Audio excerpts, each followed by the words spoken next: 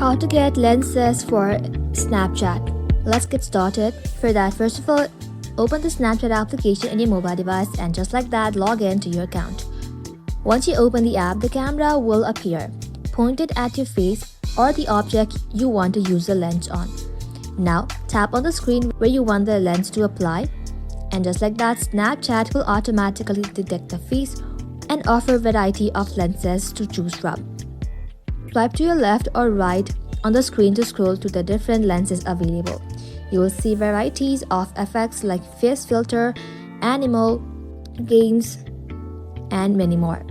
Once you have found the lens you like, simply tap on this camera button and just like that, take a video or photo with the lens. If you want more lenses, simply tap on this little icon and just like that, you can use the search bar to search for it. That's it. Thank you all for watching. If this video was helpful, leave a like and sub, and I'll see you in the next one.